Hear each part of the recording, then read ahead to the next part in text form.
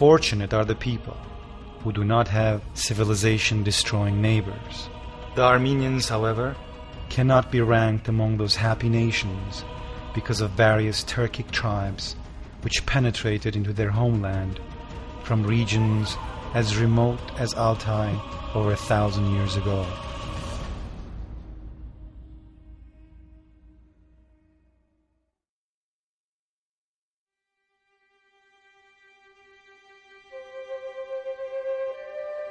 One of the oldest and most famous cities of historical Armenia, Julfa, used to lie on the left bank of the river Arax in Yerinjak district. Movses Khorenatsi, the father of Armenian historiography, was the first to make reference to Julfa as an Armenian township as early as the 5th century. Julfa is recorded in many historical foreign sources documenting it as an Armenian territory. The city used to have a great number of scriptoria. The oldest of the manuscripts date from 1286.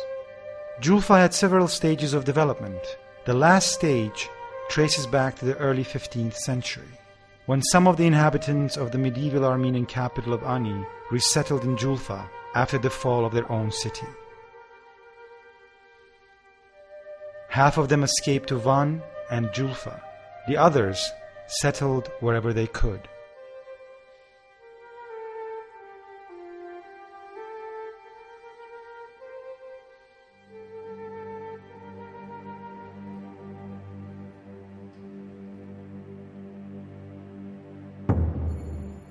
As attested by John Newbery in 1581, Julfa had a population of 3,000 houses. In the late 16th century, the splendid city was considered the magnificent capital of Armenia. Luis Pereira de la Certa, Portugal's ambassador to Persia, visited Julfa on the eve of its residents' deportation by Shah Abbas in 1604. He wrote, "Julfa, lying within 3 jornatas of Tabriz, is a large Armenian city with no Muslim inhabitants."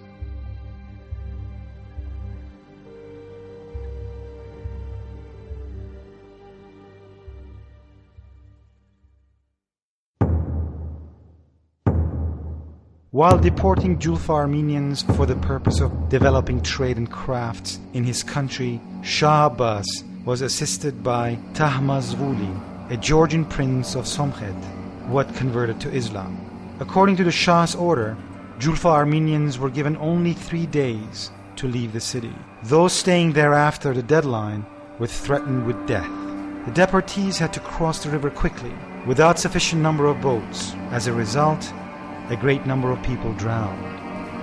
However, that was not the only calamity to befall Julfa Armenians.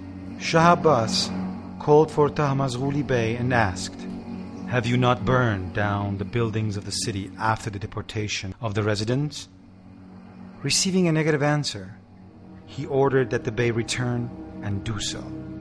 In the spring of the following year, the Persians invaded Julfa for the last time to finally get rid of the remaining Armenian refugees who had managed to escape the deportation.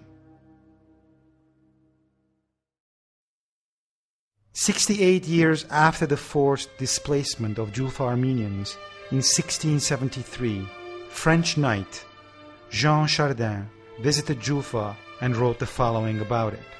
On the bank of the Arax River, the destroyed city of Old Julfa is located. It has been annihilated beyond recognition, but even the ruins are not able to conceal the magnificence it once enjoyed. It used to lie on the steep slope of a mountain. Many castles protected the entrances to the city that were naturally fortified and difficult to access. As attested by the Armenians, it comprised 4,000 houses, all of which now lie in ruins. The city that offers an attractive view resembles a long amphitheater. At present, it is inhabited by only 30 families, all of them Armenian. Shah Abbas the Great reduced Julfa to total ruins. William Owsley, an English diplomat who visited Julfa in 1812, writes, "We saw the remnants of Julfa, now an annihilated city, lying amidst beautiful rocks and mountains. It is situated on a bank of the Arax, with the remains of a castle and a small tower nearby. I studied the main ruins of Julfa carefully. In the vicinity of an ancient church, a fine tombstone, engraved with some reliefs and an Armenian epitaph, was preserved. From a nearby elevation, I took a photograph of what was once a bridge extending over the river Arax below the city.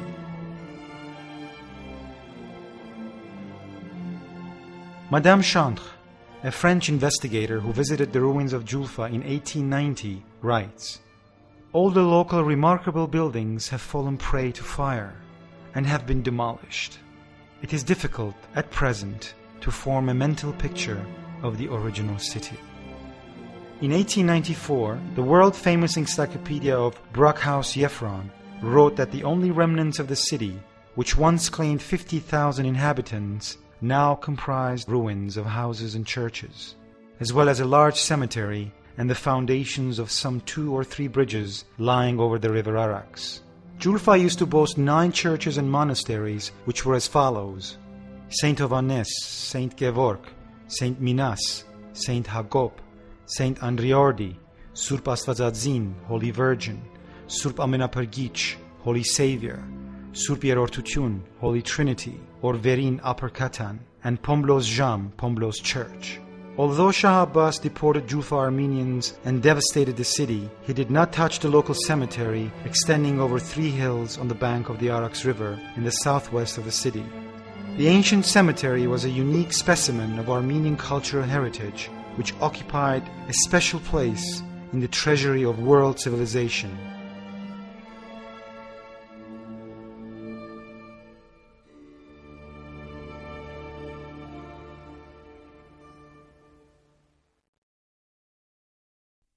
French researcher Alexandre de Rodez, who visited the site of the city 43 years after its fall in 1648, saw 10,000 standing, ornate khachkars, crossstones there. By the early 20th century, their number had dropped to about 6,000 only, including some ram-shaped tombstones. The cemetery also retained 2 churches and a chapel.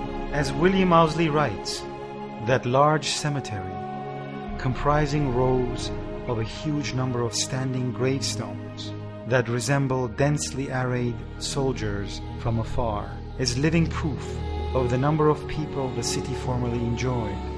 They perpetuate the memory of many generations, constituting the overall result of many centuries of creative work.